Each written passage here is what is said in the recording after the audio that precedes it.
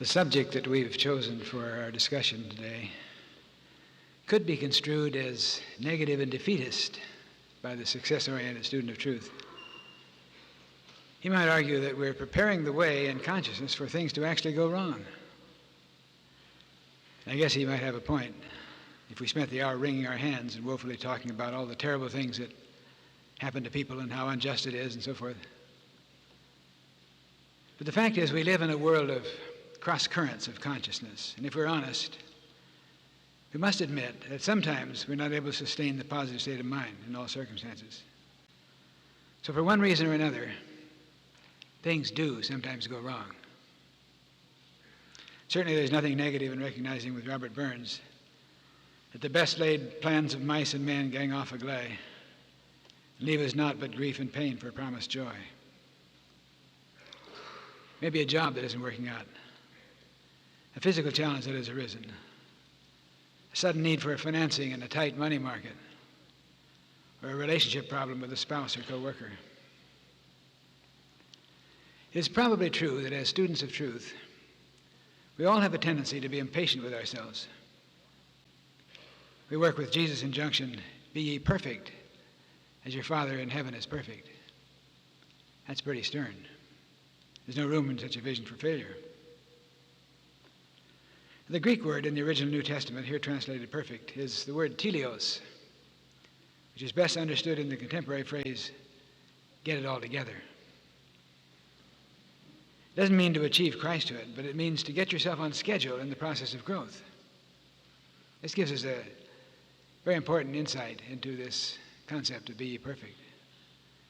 We must realize that growth comes through change, and change normally involves challenge. So when something goes wrong, it does not necessarily indicate that a tragedy has happened.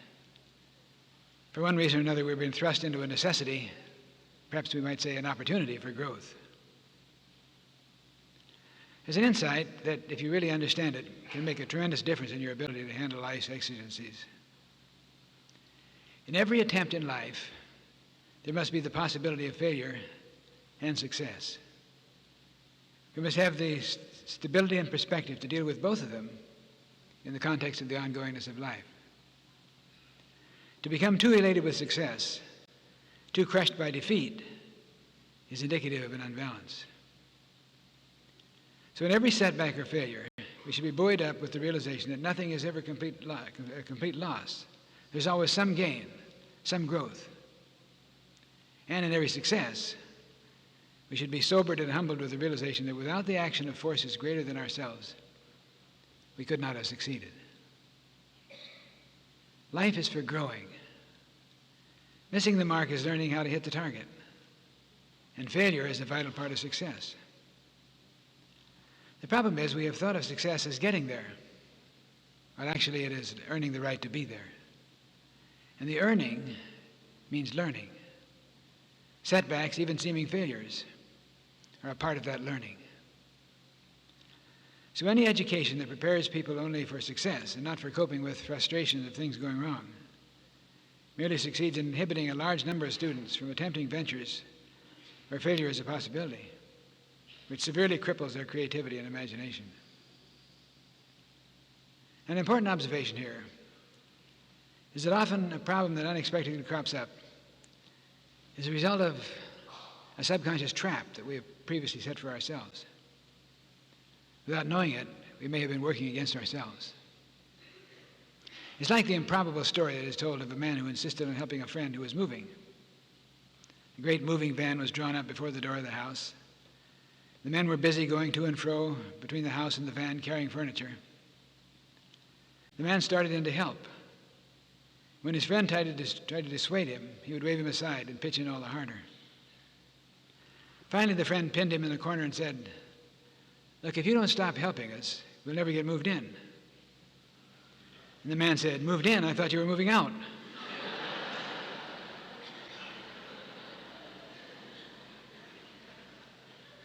Like the youth who ran the wrong way in a football game, we often have to be knocked down and dragged out before we can be stopped from working against our own best interests. We may be praying or spiritually treating for some good, but all the while we're full of worry and fear, which not only negates our prayer, but actually is a kind of prayer for the worst. In other words, we may be hoping for the best, but actually expecting the worst. We do this more than we know.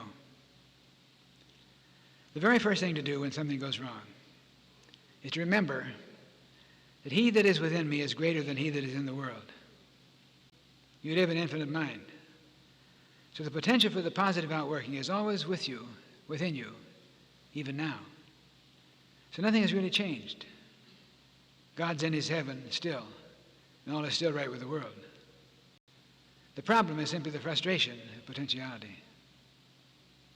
So the real crisis is one of perception, not what has happened, but what you're thinking about what has happened. If you see the difficulty as a static thing, you tend to form an obstacle complex. It is said of Napoleon that he faced the most difficult of difficulties in a poised and confident manner because he would invariably declare, I recognize its existence, but not its permanence. I recognize its existence, but not its permanence. This is to face the fact that you do have a problem, but to see it in the context of the flow of life. Some years ago, I was facing an extremely disturbing situation in my own life. I was feeling as if I had a great weight on my shoulders. Casting about for a helpful insight, I was browsing through the Bible. For some reason, my attention focused on the words, it came to pass. These are sort of innocuous words. They have no pertinent significance of themselves. But I kept returning to that phrase, it came to pass. And a realization dawned. It has been one of the great discoveries of my own truth-seeking life. The realization that this challenge did not come into my life to remain as a permanent fixture. It came to pass. This was the birth in my consciousness of the idea of the flow of life. It came to me many years ago. So no matter how real or substantial the problem seems to be, it would pass away just as every undesirable situation had done before it. And most of our negative reactions to problems come because we think that this has happened and it's here. I'm stuck with it. It's a static thing. But actually, as we find, as we look back into our experience, all things that have happened have ultimately passed away. So this experience has come to bring me something I need for my growth. Now I can let it pass on to oblivion, and it will do so if I let it go. Give thanks that it has happened, and the happening is on the way out. And the moment this glimmer of light came in that particular situation, the burden was instantly lifted from my shoulders. It was almost as if the light had suddenly dawned, and the darkness before the dawn faded away into nothingness. So as I let go my concern over the problem, it moved swiftly in the direction of an amazing solution. As Shakespeare says, our remedies oft in ourselves do lie. It was almost as if my anxiety had been holding back the solution, which it probably was, like holding a compass needle and then seeing it float easily back to fix on magnetic north as I let it go. So a realization that I use often, have since that time. I recognize its existence, but not its permanence. I know that it has not come to stay, it has come to pass. You may have a challenge in your life now, something that you're facing that you're deeply concerned about, something that's kind of a weight on your shoulders. You may want to join with me now in repeating this realization. I'll say it a phrase at a time. I recognize its existence, but not its permanence.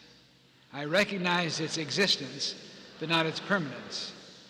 I know that it has not come to stay, it has come to pass. I know that it has not come to stay, it has come to pass. Let's say that again because it's very important. I recognize its existence, but not its permanence. I recognize its existence, but not its permanence. I know that it has not come to stay, it has come to pass. I know that it has not come to stay, it has come to pass. Hold that thought concerning something that you feel is very troubling in your life. Get the sense that it's not here permanently. It's not a thing to worship. It's not a block of stone. It's come to pass. It's in the flow. Let it go. For instance, in facing the experience of unemployment, normally there's a confusion of bitterness, fear, self-pity, and insecurity because unemployment is thought of as a static thing. And all of our fears and anxieties are the fact that based on the fact that we think that it's here to stay. I'm unemployed. This comes from dealing with the fear of permanence of the condition. So it's important to get the thought that it has come to pass. See it as a moving experience. Suddenly all that is left is the movement between jobs. And with faith in the unfoldment of good. It's really not a fearsome thought at all, is it? No matter how or what or when something happens, all important is how you deal with it in thought. Remember Moses' word to the Israelites as they commiserated over their plight before the impassable Red Sea, with the Egyptian army bearing down upon them with intent to destroy them. He said to them, "Stand ye still, and see the salvation of the Lord, which he will work for you this day." Stand still and know the truth. Stand still and see the flow of the divine process working in your life. Get the perspective of that flow, knowing that the divine law of adjustment is working. Actually see it in mental imagery. It is a helpful technique to use when things go wrong. One man was greatly disturbed at being passed over in a promotion to a higher post. The promotion went to another person. He had worked faithfully for this corporation. He'd studied and prepared himself for this position.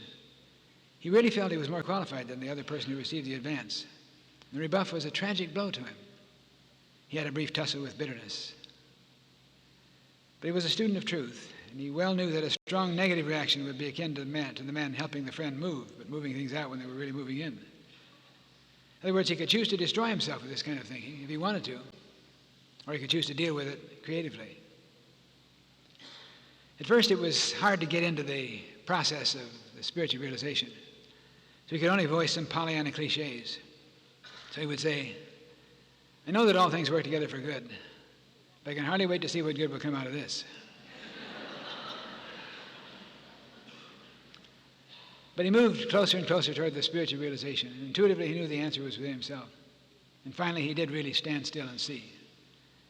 The revelation came that his real problem was that he didn't feel worthy of the job. And he wanted the higher post to prove himself that he was worthy. But you see, worthiness must come first. So he worked on himself, and the realization came that if you're worthy to draw a breath of air, you're worthy of the affluence of heaven and earth. He was reading the paper one day, and he found himself reading the help wanted pages, something he'd never done before. He noted an ad indicating that they were looking for someone of his qualifications. And he said, "That sounds just like me." So he arranged for an interview. And to make the long story short, soon he was in the new position. Within a year, his income was nearly double what it had been. And he was happier than it had ever been. When things went wrong, he had chosen to deal with the crisis creatively. It all depends upon the attitude that you hold about yourself.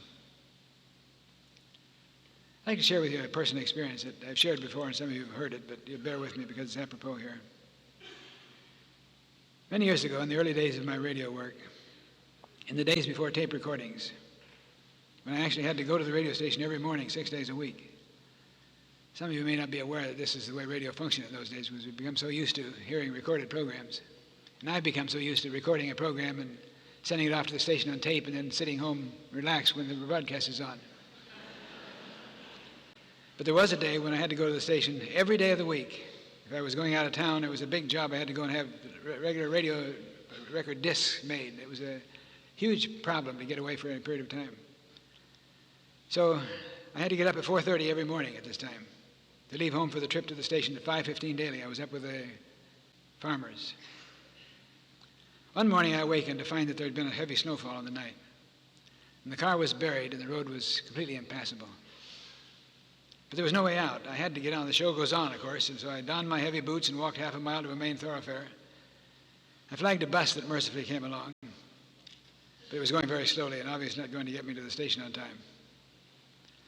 So I got off at a corner where there was a taxi stand, and there was a cab there, so I got the cab. And before we'd gone a couple of miles, the cab had a blowout. The driver got out to fix it. He said, this really won't take long. But I didn't have the time to wait and see whether it would take long or not. Along came another cab, which picked me up. We drove along merrily for a while, and soon we were locked tightly in a terrible traffic jam. We were standing still, and the clock moved on. It came to that point which air travelers talk about as the point of no return, the point where there was no possibility of getting there on time. So finally I let go of my anxious concern, thinking that I've done all I can do, there's nothing more I can do, so if I miss a broadcast, it won't be the end of the world. So I sat back and closed my eyes, and I had what I must call a mystical experience. I actually saw myself completing the broadcast and looking back on the frantic push to get to the station on time. I had a feeling of gratitude for its outworking. This all came in a flash, in a vision. Suddenly the driver called out, "We're here, mister." I couldn't believe it. We were in front of the building. I looked at my watch. It was impossible. We couldn't have gotten there in this time. But there was no time to speculate. I had just 2 minutes left. I paid the driver with a generous tip, ran into the building where an elevator was actually waiting. I walked into the studio just as the engineer was pointing, "You're on." It really was a great lesson. A lesson both to believe in the possibility of doing the impossible and to experience what I've since used on many occasions as a technique for getting into the came-to-pass flow. When you're bogged down in some difficulty where there appears to be no time, no way out, just get still. Visualize yourself 24 hours later. 24 hours beyond that point where you have that terrible hassle to face. And you're looking back upon it, feeling grateful that it all worked out beautifully. This completely bypasses the technicality of the how which comes into consciousness. How am I possibly going to get it done? Getting into the consciousness of receptivity, in which answers can easily unfold. This is a very workable technique. It's one which I've used often. Just look back 24 hours ahead and look back on the experience and get the feeling that it's already done. See it as done. Envision it as done. And feel grateful that it is done. Jesus says, "Pray believing you have received." Pray believing you have received. And see yourself as having received. That's a big part of the prayer process.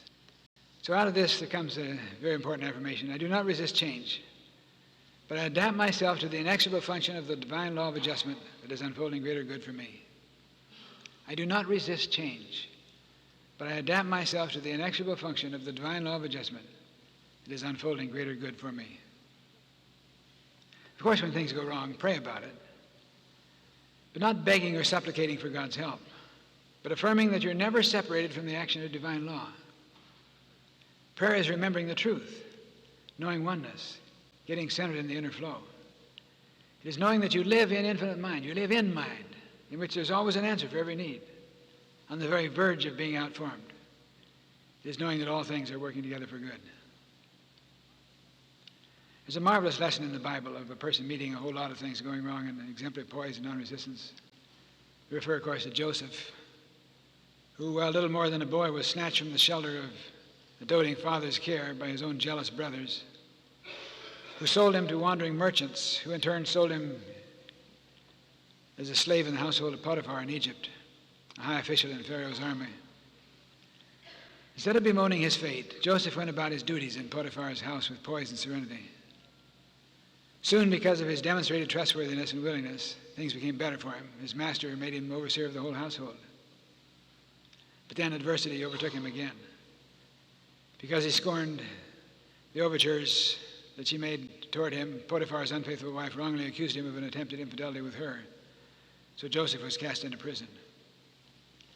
But Joseph non-resistantly accepted every change, knowing that something good was on the way.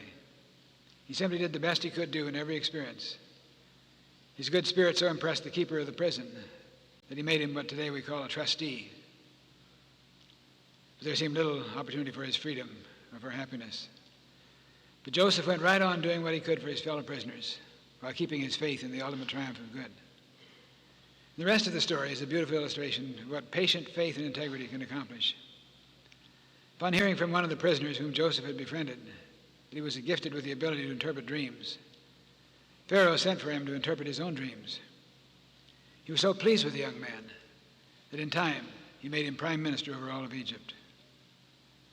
It was a very interesting story when the brothers and their father came from Palestine, where they've been having a terrible drought, to Egypt to beg for and to receive some help, food for their people.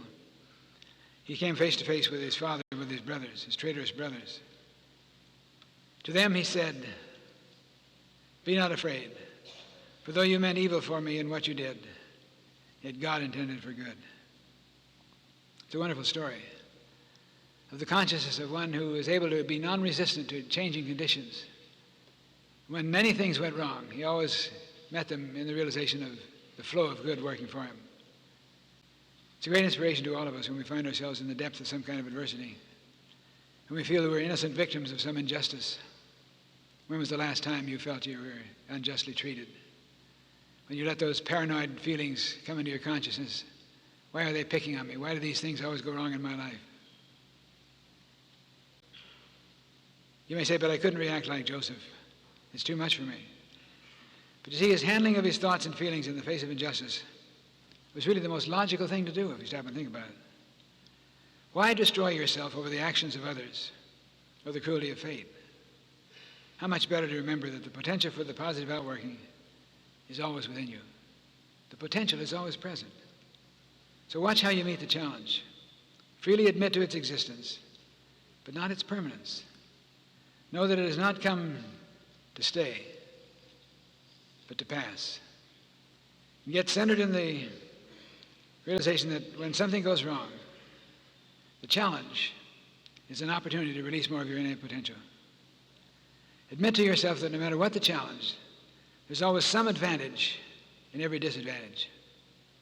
So pray about it, but in the sense of getting centered in divine mind, where there are always answers for every need. It's so important to see prayer in this consciousness, getting into the awareness of the infinite process within us, which knows our needs, as Jesus said, and whose pleasure it is to give us the kingdom, to give us the answers. And the time will come, if you're open to perceive it, when you look back on the difficulty or the suffering with a grateful heart, because it will have brought you to a new understanding of yourself. Jesus said, I came not to send peace, but a sword. Many have been disturbed by this. It seems as if Jesus is saying, I came to bring you war rather than peace. This isn't what he meant at all. He's saying that life is not for ease and contentment. Life is for growth. I came to stir you up, not to lull you into complacency, but to set you on fire with the realization that there's great things good for you if you keep working within, keep using the sword of truth to cut away all the limitations, and let the unfoldment of good manifest in your life. So when things go wrong, hold the realization that though you are challenged by it, you will surely grow through it if you keep positive and if you keep on. I'd like to invite you to be still for just a moment.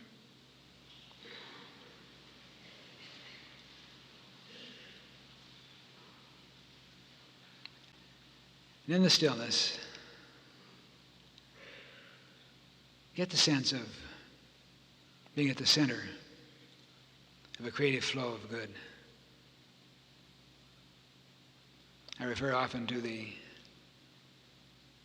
design or logo that you find on your program that we use so often, based upon the figure of the person, which is yourself. The center of a circle with the arrows pointing in from all directions, indicating the infinite creative flow of intelligence and love and substance flowing into your life, while you, as Moses said, simply stand quiet. Get the feeling now of being centered at this part of your being. That no matter what the challenges or the difficulties that you face in your life, no matter how real they are, no matter how threatening, that you're still at the center of your being.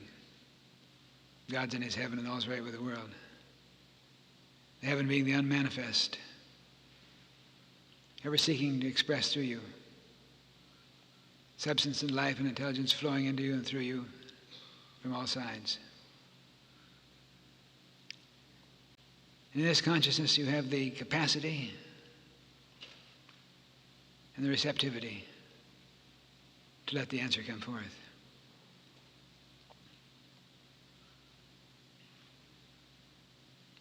And if you will, you may want to utilize this simple technique that I've referred to.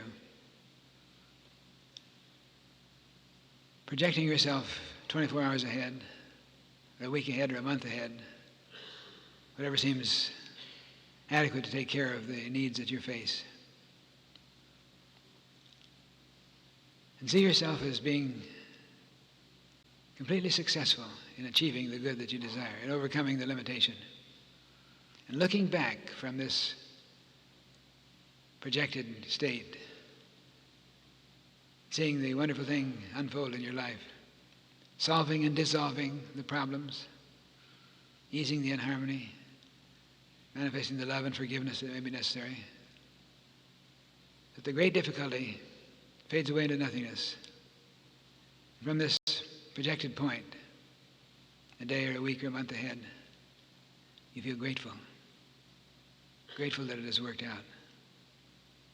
Grateful that in the flow of life, wonderful things have manifested in your life.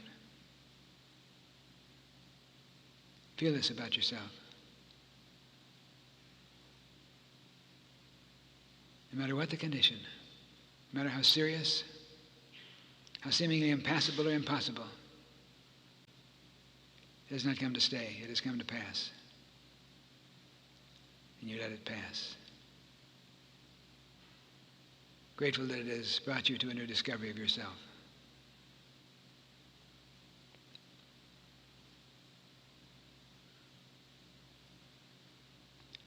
Let's feel good about the fact that there's always a possible outworking within the grasp of our consciousness. And through the word of truth, we can open the door to the kingdom of all possibilities.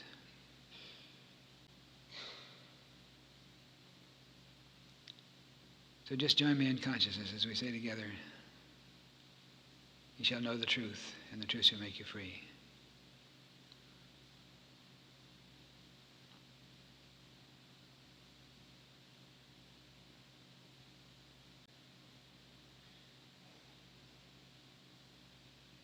And so be it.